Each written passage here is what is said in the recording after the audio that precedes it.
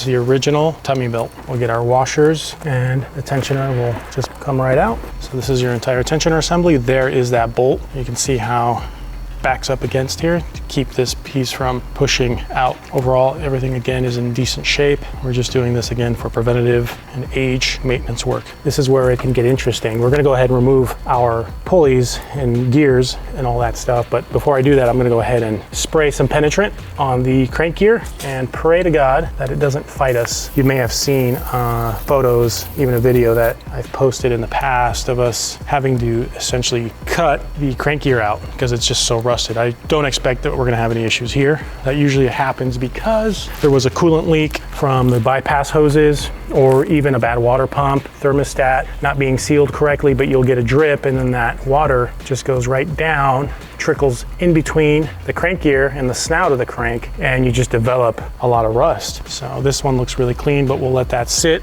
We'll go ahead and remove our gears. These were loosened up of course, before we remove the belt, so everything stays in position. Because if you remove the belt and you had these tight, you can still remove them, but you gotta be really careful to hold these in place. Otherwise, you're going to potentially damage valves if you let it rotate too much. Just pull right out. There's a dowel that aligns them. I'm gonna stick this down here in our drip pan because it is full of oil. These gears are not left or right dependent, but I like to keep them in their original place. But again, it does not matter if you happen to swap them. They are universal left to right. Same with the exhaust cam gears. Rock this back and forth. Sometimes these get a decent amount of surface rust on them, and it is a tight fit. You can see that. Just surface rust, and then you can also see it on the face of the cam, and that's what usually fights you. All right, this one definitely easier. Still a little bit of rust in there. We'll clean that up with a little bit of Scotch-Brite. Get my stuff prepped. All right, so what we're left with is the top idler. Sounds good. We're gonna go ahead and remove those. We can, at this point, get rid of these bypass hoses. And look at that, you're left with your metal coolant bypass hoses or tubes, but these are in really spectacular shape given the age. Usually, a lot of times, these are just pitted and corroded right through. Really clean. We're gonna go ahead and remove our top idler. And this is optional. You can replace this hardware. It's a hardened washer. Really nice quality stuff that Nissan uses. Sometimes you get one of these apart and people use just Jimmy Jacksaw hardware, you know, that they got at Home Depot or whatever, and is really subpar. So you have the option of replacing them or keeping them. Obviously, if it's not original hardware, definitely want to replace it with brand new Nissan. Since all this stuff is in really good shape, we're just gonna reuse this nut and washer for these idler pulleys. So these will get changed since we're in here. Hence why we call this the 120K service, even though this hasn't hit the official 60K mark. All right, so now we're gonna get our hardware that secures the rear timing covers. So this is the one that's gonna come out first. You'll notice we have these peculiar looking pieces of hardware. Sometimes these are missing or they're broken. Somebody either over tightened them in the head and snapped them off and you don't have them. These of course are in place, the car's still original. People think that because it's got such a big head, you can tighten them pretty tight, but it's still a 6mm hardware and you don't want to over tighten them. So this is left and right. You can see this is shorter and this is longer, and this is where one of your timing belt cover for the front bolts to. And then with these, you want to make sure that you get the collar along with the bolt, and then this guy will just come right out just like that, and we'll get these cleaned up in our parts washer. And now you get a much better view of the front of the engine, and you can see our cam seal a lot easier. This is the intakes and the exhaust, so all this is going to get replaced. Now everything's basically exposed. You got a good view of everything. This is where the upper coolant pipe bolted to. Of course, it had the hoses. All this silicone needs to get cleaned up. Water pump as well. There's silicone here. Nissan did a lovely job of not over siliconing things. Keep that in mind. You don't need to go crazy with stuff. And the oil galley plug. This is what we like to do, is these upper galley plugs on the heads, left and right. These are for oil. We're gonna go ahead and remove these. We have a special socket that we use, and we'll clean them up, clean the inside of the threads, because you get a lot of carbon, a lot of that oil just kind of sits there, gets hot, and then we're going to seal these up with Nissan silicone, and that's going to be another area where it could potentially sweat oil. The bottom ones, I leave them alone. This is coolant. Usually they don't want to come out since they've been exposed to water and antifreeze. And the next fun part, and it should be pretty easy, is that's the way you really want them to come out. That cam gear just slid right out. So we just let it sit for, I don't know, five minutes or so with penetrant, but this is a great sign. Just slides right out. I didn't have to use any sort of tool to get it to come out. So we're gonna go ahead and replace this gear, and then you have your final plate that goes in the back. And then of course your woodruff keys, you wanna make sure your woodruff keys are in place, or if they came off at any point in time, that you have those, and that the crank snout where those woodruff keys go aren't damaged. So overall, this looks really fantastic. We'll clean a little bit of just some of that surface rust with some Scotch-Brite, but all looks good. And then hiding behind the gear and the plate is that seal, our crank seal right there. So a lot of times you'll see somebody was doing the timing belt job and they had a hard time getting the crank gear off. You can see that there's pry marks, you know, on the back side, but they lost the battle. They didn't want to go any further. Maybe they were scared that they were going to damage something. I don't blame them, but you still have this seal here that needs to be replaced, and you'll get cars that are leaking oil from here, and you can see that the gear was never replaced, or it was too difficult to replace and get it removed. Like I said, we'll go to the trouble of actually cutting this thing off, and the entire snout and the gear is just full of rust. So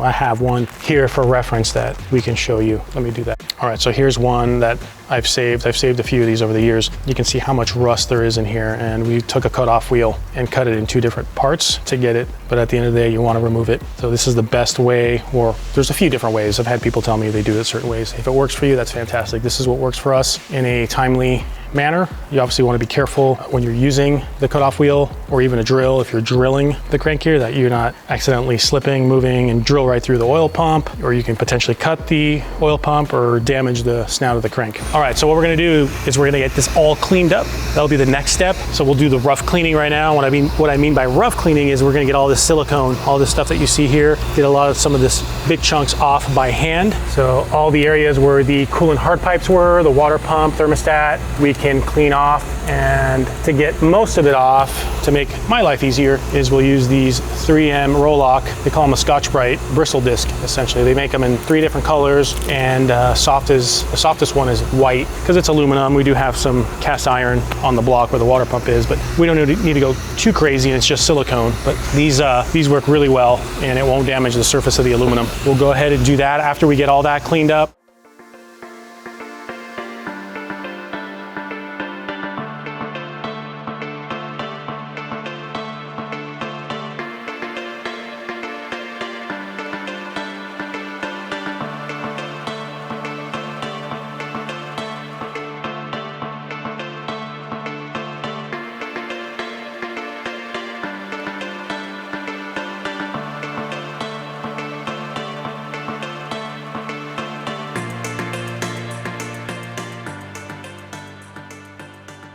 All right, so we've got a majority of our silicone off. This thing is really, really clean. I mean, if you look at all this, the AC compressor looks brand new. Everything looks really, really nice. So we don't need a whole lot to get it a little cleaner. So we're gonna hit it with some scrubbing bubbles. Yes, you heard it. Stuff you use to clean your toilets. It's the stuff we use here.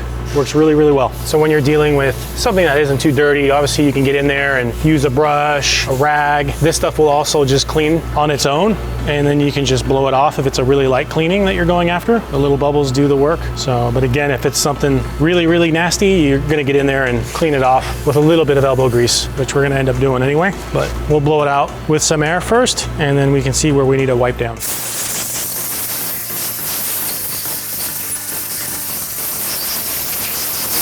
All right, so take a look. This is just scrubbing bubbles. Let it sit there for a minute or 2 at most, and then using shop air, compressed air, just to blow it out. So we didn't really have to do a whole lot. So again, I'm spoiled on this one because it's not caked on. Sometimes you get these things where the intake cam seals have been leaking, or there's a groove on the intake cam gear. Same thing with the crank seal. All this stuff accumulates over time, and if the maintenance hasn't been done, you're left with an oily, cakey, greasy mess. And you're gonna have to hit it with something a lot harder at that point. But look at how nice this came out with just a little bit of scrubbing bubbles, some shop air. It's really clean. There's a couple little areas we can wipe down, you know, but really, really fortunate how clean it is and how well that stuff works.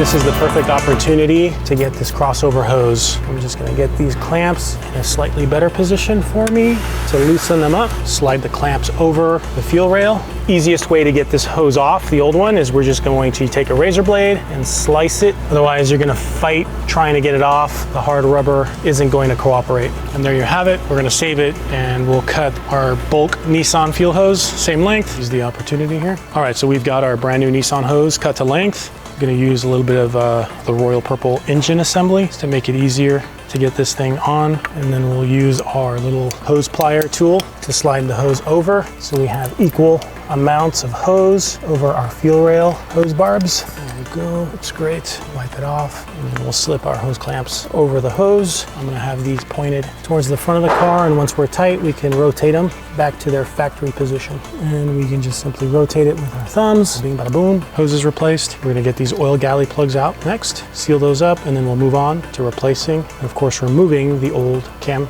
and crank seals. All right, so for the removal, I use an AST and Awesome Mocker Tools socket, 17 mil. We're gonna use the 1/2-inch breaker bar / ratchet. These guys are in there pretty tight. You might need to apply a little bit of heat. Remove the rest of it, just like that. And there it is, again, really clean, to be expected. Remove the other side. You have these plugs on the back side of the heads. Obviously, we can't really get to them, but anytime you're doing an engine rebuild, we seal these bad boys up. So you can tell a little bit if you get on this port over here, you can kind of see how dirty and how some of that oil accumulates into those threads. So we'll get in there and we'll clean that stuff as well. And then we can just use a wire wheel, clean up this portion of the threads on these plugs.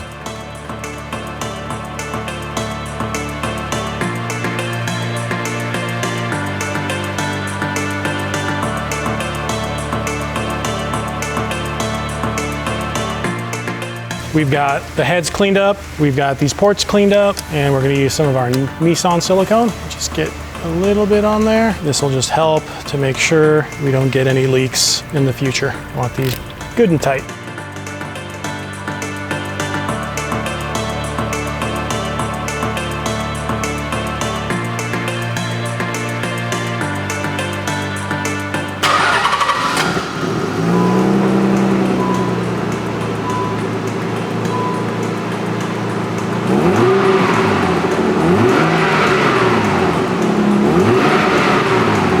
Guys, so we've wrapped everything up. I know we skipped a couple of the steps of putting it back together, putting the coolant pipes back on, radiator, our accessory belts, fan clutch, fan blade, everything's back together. Again, we're just gonna recap what we did. Brand new late style Nissan injectors with the JWT, the Jim Wolf adapter kit, keeping everything as original as we can on this thing. We've replaced the upper and lower radiator hoses, the full timing belt service, so the 120K plus service. We've gone ahead and replaced all our fuel lines using genuine Nissan fuel lines, so everything looks OE. We actually were able to reuse the fuel guard that goes over the original fuel hoses, but we've just put in obviously new hoses with regulator, damper, fresh set of spark plugs, and put a new coolant temperature sensor in this thing. In one of our other YouTube videos, you'll see how I check timing. So we did all that, got everything up to temp, made sure we set our base idle, base timing at 15 degrees, make sure our TPS is adjusted where it needs to be, and this bad boy is ready to go. So really nice car. This is a beautiful example, especially of the early pearl white colors. Over the years, if they've been out in the sun, when the paint degrades, they don't look all that pretty, but this is still a really nice, beautiful example of the early pearl white. So I believe in 95, possibly 94, Nissan went to a Arctic white pearl. So it looks kind of like a glacier. It has that bluish glow to it. So yeah, we're gonna start this bad boy up and it's gonna go home. It's gonna go on the trailer and be enjoyed by its owner.